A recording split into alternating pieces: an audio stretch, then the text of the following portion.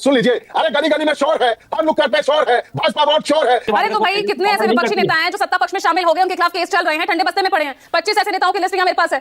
सबसे बड़ा उदाहरण आपके मुखिया अजित पवार, वो तो 70,000 करोड़ के घोटाले के आरोपी थे। चक्की पीसिंग हो रही थी, 3 दिन बाद यहाँ पर एनडीए ज्वाइन कर लिए, उन्हीं के गठबंधन में शामिल हो लिए।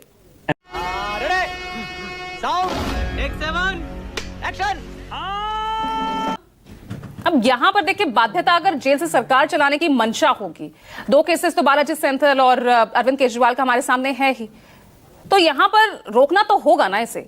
इस नैतिकता को लेकर, पारदर्शिता की जो हम बात करते हैं, राजनीति में शुचिता, अब अपराधीकरण पर रोक भी तो लगाना बहुत जरूरी ना। संख्या तो लगातार बढ़ती जा रही है और आपके टाइम पर भी होता था। खुद ही राहुल गांधी ने कैसे ही ऑर्डिनेंस का विरोध किया था या नहीं किया था?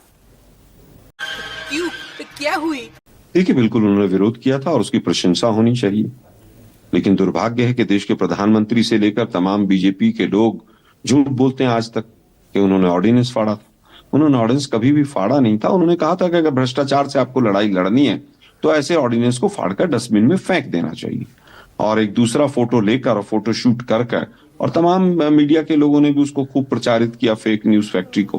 खैर, आज राहुल जी की जो बात थी उसके ऊपर बीजेपी सहमत होती नजर आ रही है, लेकिन दुर्भाग्य ये है। लेकिन आप असहमत हो गए ना, आज आप असहमत हो गए फिर उस पर। सुनिए ना, नहीं आप बिल्कुल सुनिए, बात को सुनिए। मुझे लगता है कि जो आईपीएस महोदय ने बताया उसमें 2-3 चीजें हैं कि आप dual process of law establish करना चाहते हैं, न्यायपालिका का आप एक बाईपास निकालना चाहते हैं। आर्टिकल 21 जो है कि भाई आप कोई क्राइम हुआ, उसके बाद आपके ऊपर इन्वेस्टिगेशन हुई, फिर तमाम चीजें हुई, फिर आप गिल्ट हुए, फिर 2 साल की सजा हुई, वो ऑलरेडी जो हमारा कानून है उसके अंदर है कि भाई 2 साल अगर आप कन्विक्ट हो जाते हैं तो आपको इस्तीफा देना पड़ेगा। माननीय राहुल गांधी जी ने भी उसी में दिया। मुझे लगता है कि आज पूरी तरह से जिस तरह से इस कानून को लाया जा रहा है और जिन हालातों में लाया जा रहा है, और जो 11 साल का इस चोरी की सरकार का इतिहास है कि एक तड़ीपार व्यक्ति सुचिता की बात समझा रहा है। बंगारू लक्ष्मण की पार्टी के लोग आज पूरे देश को सुचिता की बात समझा रहे हैं टीवी पर बैठकर, दुर्भाग्यपूर्ण है। लेकिन ये बड़ी अच्छी बात कही आप। दुर्भाग्य ये भी ज्यादा है कि वो चक्की पीसिंग पूरे महाराष्ट्र की खजाने की चाबी लेकर बैठ गए। दुर्भाग्य ये भी है कि आप पीएमएलए जैसे कानून ले आए। दुर्भाग्य ये भी है कि ईडी का डायरेक्टर 5 साल तक जो मोदी जी की सरकार का पिट्ठू बना रहा, उसके लिए सुप्रीम कोर्ट ने कहा यह अनैतिक तरीके से अपने पद पर रहा, फिर उसको जबरदस्ती हटाया गया और उसके बाद भी आज भी वो उसी मकान में रहता है। दुर्भाग्य ये भी है कि सीबीआई के डायरेक्टर के यहाँ रात को 2 बजे दिल्ली पुलिस जाकर, जो सीबीआई दिल्ली पुलिस एक्ट के तहत बनी है, कि उसकी आज तक आलोक वर्मा जी की पेंशन तक नहीं दी गई। दुर्भाग्य ये भी है कि आज तक किसी भी एक बीजेपी के लीडर के खिलाफ 11 साल में कोई जांच इस मुकाम तक नहीं पहुंची कि उसको सजा हो जाए। दुर्भाग्य ये भी है कि तमाम लीडर्स जो आपने भी लिस्ट दी कि सब के सब वॉशिंग मशीन में धुले और वापस बाहर निकल कर आ गए। अरे बाप रे, ये तो धोती खोल रहा है। लेकिन आज का विषय ये सबसे इंपॉर्टेंट है कि अमित शाह जी को कोई कानून वानून लाने से मतलब नहीं है। ये इनके इंटरनल फाइट है। अपने कुछ मुख्यमंत्रियों को, नीतीश कुमार को, इन सबको एक मैसेज दिया है उन्होंने कि भाई अगर आप ऐसा करेंगे तो हम ये भी ला सकते हैं। धनखड़ साहब का पता नहीं, हाउस अरेस्ट करके डाल रखा है और ये लोग सुचिता की बात करते हैं। तो फिर आप लोग इतना क्यों चिंतित दिख रहे हैं कि भाई विपक्ष पर दबाव बनाने के लिए, विपक्ष की सरकारों को अस्थिर करने के लिए? तो आपकी ये चिंता फिर क्यों? अगर भाई ये इंटरनल उनकी फाइट है तो आपको क्या दिक्कत है? आपको तो अच्छा है। अगर ये कानून आता है, अगर ये कानून आता है, हाँ, तो ये दोष पूरी तरह से फेडरल स्ट्रक्चर पर कुठाराघात होगा और बड़े बड़े नेता बड़ा कुतर्क देते हुए चले जा रहे हैं। शिवम जी भी बड़े नेता हैं, भारी नेता हैं। ये कह रहे हैं साहब एक वो जो कर्मचारी होता है उसका ऐसा हो जाता है 48 घंटे में। अरे भाई, परसों ही सुप्रीम कोर्ट का निर्णय आया है कि एक कर्मचारी की 9 साल की तनख्वाह भी मिली है, उसको 2 प्रमोशन भी मिली। लेकिन एक मुख्यमंत्री अगर हट गया तो क्या दोबारा मुख्यमंत्री बना देंगे आप उसको उसके बाकी टाइम के लिए? हाँ? क्या इस कानून में प्रावधान है? आज गृह मंत्री अमित शाह से सवाल पूछा गया। अरे मैडम, अगर 5 साल राजनीतिक करियर खत्म, तो उन्होंने कहा भाई 30 दिन के अंदर कोर्ट इंटरवेन करेगा। सुनिए जरा, अमित शाह जी की बात को इतना पत्थर की लकीर मत मानिए आप एंकर लोग। अच्छा, अगर 5 साल पूरे हो गए तो कौन मुख्यमंत्री बना देगा उनको दोबारा? थोड़ा सा बुद्धि पर आप भी जोर दीजिए। अमित शाह जी, तमाम लोग झूठ बोलते हैं। मोदी जी लाल किले की प्राचीर से झूठ बोलते हैं, आप उनको कोट कर रहे हैं। गजब बेइज्जती है। आप मुझे बताइए, विपक्ष से अगर हम 5 कुछ साल सवाल करें तो आप वो चुपचाप सुन लेते अरे भाई, हैं। आप मुझे यहाँ बताइए नहीं, ना, आलोक केवल- शर्मा ना, ये थोड़ा तरीका मुझे समझ नहीं केवल आता। नहीं, ये तरीका नहीं समझ में आता। आप अपना प्रोमो देखिएगा, फिर उसके बाद तरीका नहीं सिखाइएगा मुझे। मैं बहुत ही आपने प्रोमो में मर्यादा में कहा रहकर कि- आपसे बात कर रही हूँ, आप ऐसे नहीं, नहीं, पर्सनली आप मुझे अटैक केवल करेंगे ना, बताइए- नहीं, ये आपने अलाउ कहा कि नहीं। बहुत कठोर आलोक शर्मा कदम जी, मोदी ये ने नहीं। उठाए। देखिए, मैं आप बहुत मुझे अच्छे से बताइए, आपसे हर नोटबंदी का सवाल क्या कर रही हूँ, नतीजा है? और वही तीखे सवाल मैं शिवम त्यागी से भी कर रही हूँ ना। तीखे तो सवाल नहीं, छोड़िए ना। आपको इतना ऑफेंड होने की जरूरत नहीं है इस पर। अरे भाई, मैं आहत नहीं हूं, लोकतंत्र आहत है, फेडरल स्ट्रक्चर पर कुठाराघात है। आपने कहा मोदी जी के बड़े बड़े मजबूत कदम उठाए गए, धारा 370 लगाने जैसे। आप सोचिए आपने प्रोमो में क्या क्या बोला है, फिर उसके बाद कहिएगा मैं क्यों बोल रहा हूं तो ऐसा। आपने विरोध नहीं किया। अरे भाई, लगाने मजबूत जैसी और बात बड़े कही कदम आपने उठाए, आर्टिकल 370। आपने विरोध किया या नहीं किया? मैंने तो दोनों पक्षों की बात रखी। बताइए, आर्टिकल 370 हट गया क्या? भाई तो आया ना, मैंने तो मैं दोनों कर दीजिए पक्षों की बात रखी ना। अब आपको यहाँ पर एंकर मैं से फिर दिक्कत हो कहूंगा- जाती है। मैं फिर कहूंगा, बहुत गंभीर मुद्दा है ये एग्जैक्टली, बहुत opposition गंभीर को भी- मुद्दा है। बहुत गंभीर मुद्दा इसलिए भी है ना, जिस तरह से यूपी आपकी सरकार में सुप्रीम कोर्ट के आदेश के खिलाफ कैसे उस अध्यादेश को बदलने के लिए, नेता को बचाने के लिए वो ऑर्डिनेंस लाया गया, जिसका विरोध आपकी राहुल गांधी कर रहे थे। उसी तरह ये भी लेकिन बहुत मुझे लगता गंभीर है वो मुद्दा है। किसी एक नेता के लिए नहीं था वो, उसमें तमाम सब लोग उसके अंदर पूरी तरह से बचते, लेकिन हमारे ही लीडर्स उसमें फंसे। हम भ्रष्टाचार से लड़ना चाहते थे, लेकिन देश के प्रधानमंत्री जो इलेक्टोरल बॉन्ड की सरकार चलाते सुप्रीम कोर्ट ने कहा था ना, आपके टर्म में कहा था, सीबीआई पिंजरे का तोता। मत भूलो कि भक्ति और पागलपन में अधिक अंतर नहीं होता। सांसारिक दृष्टि से देखो तो भक्त पागल ही जैसा दिखाई देता है। और क्रूक किसके टाइम में कहा था, जरा ये भी तो बताइए। जयंत जिज्ञासु, ये तो हर नहीं, आप सरकार का बताइए ना, नहीं, जरा ये तो पहले हर क्रूक किसके सरकार टाइम का में कहा नेचर था? हो गया ना।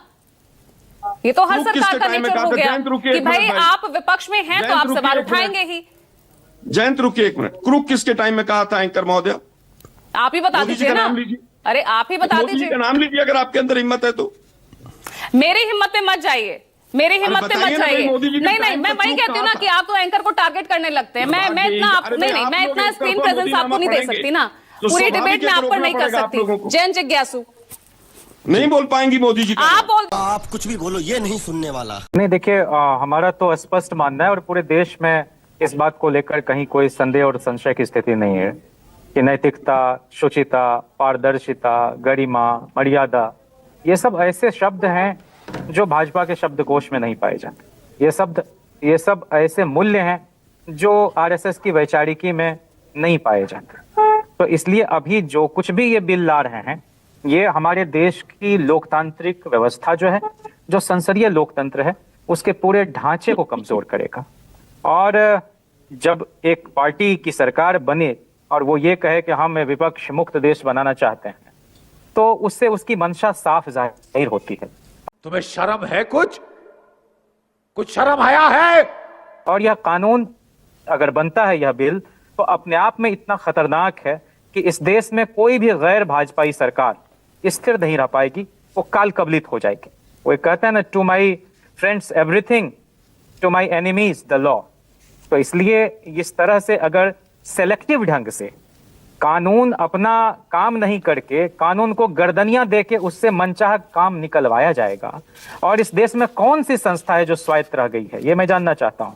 हमारे सामने उदाहरण है हेमंत सोरेन का, जेल गए और एक चुनी हुई लोकप्रिय सरकार, उसके मुखिया को जिस तरह से फंसाया गया, और जब विधायकों ने वहां पर अपना नेता चुना और चंपई सोरेन वहां के मुख्यमंत्री हुए, हमारी राजद, कांग्रेस और जेएमएम की सरकार वहां चल रही थी, चंपई सोरेन का क्या कर दिया गया? भाजपा में मिला लिया गया। तो ये डिजाइन है इस दल का। और अब तक कितनी सरकारें यहां काल कबलित हुई हैं, महाराष्ट्र का उदाहरण, कर्नाटका का उदाहरण, गोवा का उदाहरण, जाने कितने उदाहरण। जनता दल यूनाइटेड के लोग इनको समर्थन दे रहे थे नॉर्थ ईस्ट अरुणाचल में, उसके साथ में 6 विधायकों को तोड़ के मिला लिया। तो हम कह रहे हैं कि आगे भी इसी तरह से किसी मुख्यमंत्री को जेल में डालेंगे और 30 दिन के अंदर स्वतः उनका पद त्याग हो जाएगा इस कानून के बाद। बेशर्मो, शर्म करो शर्म। और उसके बाद उसके विधायकों की खरीद फरोख्त गाय भैंस की तरह होगी और इस देश में जनतंत्र का जनाजा निकलेगा। जनता ठगा हुआ महसूस करेगी, जनता के पास कोई स्वायत्तता नहीं रहेगी। अरे देवा, ये गड़बड़ है बाबा। तो फिर जयंत जिज्ञासु जी, चलने दे जेल से सरकार। चल रही है जी, क्या फिर चलने दे जेल से सरकार? कौन कहता है कि ये जेल से लोकतंत्र सरकार की चले? नैतिकता है? नहीं, हम कह रहे हैं कि नहीं, हम इस बात को लेकर बहुत स्पष्ट हैं। हाँ। जेल से सरकार क्यों चले, और चार्ज शीटेड होने के बाद तो लोग ऐसे भी इस्तीफा देते हैं। लालू जी भी उसके उदाहरण है, उनको भी जिस तरह से फंसाया, 13 दिन की सरकार बनी अटल बिहारी वाजपेयी की, और जो कारनामा उन्होंने किया, की गई थी ना, उनके लिए तो कोशिश की गई, वो तो चलिए ऑर्डिनेंस वापस ले लिया गया। नहीं, वो कोई भी कानून क्या नहीं, हम कह रहे हैं कोई कोशिश लालू जी को लेकर नहीं। हम तो ये कह रहे हैं कि जब तक कोई व्यक्ति अंतिम रूप से दोषी नहीं सिद्ध हो जाता, उसको अपराधी कहना मानव मर्यादा के प्रतिकूल है, और ऐसा कहना और करना अपने आप को कलंकित करना है। बात तो सही है। ऐसी पार्टियां जहां पे व्यक्तियों का महत्व ज्यादा है, सबसे ज्यादा आवाज वहीं से उठ रही है, इस कानून के विरोध की आवाज वहीं से उठ रही है। नहीं, व्यक्तियों का तो महत्व है, वो चाहे विपक्षी और विपक्षी नेताओं में ज्यादा महत्व है ना, कि भैया बीजेपी में आओ, सब साफ, सारे दाग पाक साफ। ये एक्चुअली एक परसेप्शन बनाया गया है, हकीकत ऐसी नहीं है। जिन लोगों पे प्रकरण चल रहे थे, आज भी प्रकरण जारी है, आज भी उन पे जांच हो रही है। दूसरी बात यह, जनता को आप मूर्ख समझना बंद कर दीजिए। बात ये कि खाली आप विपक्ष के लोगों को इसमें फंसाएंगे। मेरा कहना बहुत स्पष्ट है, इसको भी शुभम भाई ने भी कहा कि अगर किसी भारतीय जनता पार्टी के भी जो तो आप बता दीजिए कुछ सत्ता पक्ष के लोगों के नाम। शिवम त्यागी तो नहीं बता पाए, आप बता दीजिए कुछ ऐसे नेता अगर आपके पास नाम। बहुत अच्छा प्रश्न किया, बहुत अच्छा प्रश्न किया। नहीं, मुझे मजाक नहीं उड़वाना अपनी चीज का, मैं नहीं बताऊंगा। वो क्या है ना, अब तो एक नई वॉशिंग मशीन, भाई ये आरोप विपक्ष लगा रहा है ना कि अब तो वॉशिंग मशीन चल पड़ी है। अब तो वो मामला भी गया कि भैया यहाँ पर पार्टी बदल लो, चले जाओ सत्ता पक्ष में और आप पाक साफ हो जाते हैं। और भैया आपकी पार्टी तो सबसे बड़ा उदाहरण है, सबसे बड़ा उदाहरण आपके मुखिया अजित पवार, वो तो 70,000 करोड़ के घोटाले के आरोपी थे। चक्की पीसिंग हो रही थी, 3 दिन बाद यहाँ पर एनडीए ज्वाइन कर लिए, उन्हीं के गठबंधन में शामिल हो लिए। इसी से समझ में आता है कि उन पे लगाया गया आरोप सिर्फ एक राजनीतिक आरोप था, उसमें हकीकत कुछ नहीं थी। लेकिन मैं वॉशिंग मशीन से अलग हट के बात कह रहा हूं। अगर तो भाजपा नेता झूठ बोल रहे थे, मतलब निश्चित रूप से ये तो रिकॉर्ड पे है ना। मैं जो मुझे क्रेडिट नहीं चाहिए। कोर्ट किसी भी व्यक्ति को, कोई भी जांच एजेंसी शिकायत करने से किसी को नहीं रोकती है। अगर किसी के पास सबूत है, आप शिकायत करिए, शिकायत करने के बाद। अरे तो भाई कितने ऐसे विपक्षी नेता हैं जो सत्ता पक्ष में शामिल हो गए, उनके खिलाफ केस चल रहे हैं, ठंडे बस्ते में पड़े हैं। 25 ऐसे नेताओं की लिस्ट यहाँ मेरे पास है। पर ऋतुराज झा, ये जेल से सरकार अब तो नहीं चलेगी भाई, आपने तो कैसा, मतलब क्या आपने नैरेटिव सेट किया है यहाँ पर, क्या ऐसा उदाहरण रखा है कि भाई संविधान में संशोधन तक करना पड़ गया आपकी वजह से? देख रहे हैं आप? देखिए, अरविंद केजरीवाल जी की राजनीति को रोकने के लिए ये लोग पार्लियामेंट में कितना बिल लाएंगे। हमने देखा कि जो है सो क्या बोलते हैं, एनसीटी, क्या बोलते हैं, जो अबे जल्दी बोल, कल सुबह पनवेल निकलना है। अमेंडमेंट एक्ट लेकर के आए, उसके बाद आप देखिए कि क्या बोलते हैं, पार्लियामेंट में नया बिल आ रहा है। मैं केवल 2 छोटी बात कहना चाहता हूं और देश की दर्शकों के लिए कहना चाहता हूं कि जितने विपक्षी नेताओं पे इन्होंने आज तक पीएमएलए एक्ट लगाया है, मुझे एक नेता का नाम बता दीजिए जिसका बेल 1 महीना के अंदर हुआ हो। जानबूझ करके पीएमएलए एक्ट इसलिए लगाया गया ताकि ये लोग ऑपरेशन लोटस चला सके, ये लोग सरकारें तोड़ सके, ये लोग जो है सो इस तरीके से कर सके। और 2-2 साल जेल में रहने के बाद भी आज तक किसी एक केस में चार्जशीट भी दाखिल नहीं हुआ है। सत्येंद्र जैन साहब के मामले में तो एक केस में सीबीआई ने क्लोजर रिपोर्ट तक दाखिल कर दिया है। आप सोचिए कि ऐसे व्यक्ति जिसकी बेटी की शादी के 3 दिन के बाद सीबीआई रेड किया हो, उसी केस में जब कोई सबूत नहीं मिला, कुछ नहीं मिला, तो सीबीआई ने क्लोजर। तुम चुल्लू भर पानी में जाके डूब के मर जाओ। उसको लेकर भी सवाल हुआ था गृह मंत्री से, उसको लेकर भी सवाल हुआ, उसको लेकर भी हुआ, लेकिन वो उन्होंने कहा भैया बाकी मामलों पे ट्रायल चल रहा है। अरे तो सुनिए ना, तो एक मामला जिसपे सीबीआई रेड हुआ, उस पे क्लोजर रिपोर्ट हुआ ना, और किसी केस में चार्जशीट दाखिल हुआ है आज तक? ये बताइए, एक केस में नहीं हुआ। कर क्या रहे हैं लोग?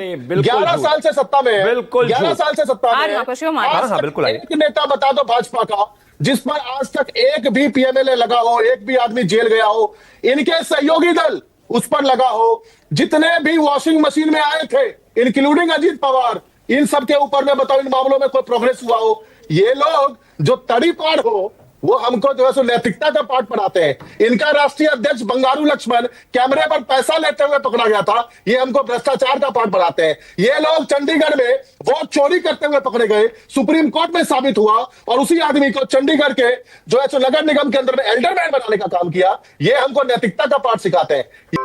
ये बिक गई है गवर्नमेंट, अब गवर्नमेंट में कुछ नहीं है। ये लोग पूरे लोकतंत्र को बर्बाद करना चाहते हैं, विपक्षी नेताओं के ऊपर में दबाव बनाना चाहते हैं, ताकि या तो भाजपा ज्वाइन करो या जेल जाओ। मैं बताना चाहता हूं कि पीएमएलए एक्ट किस लिए लगाया जाता है?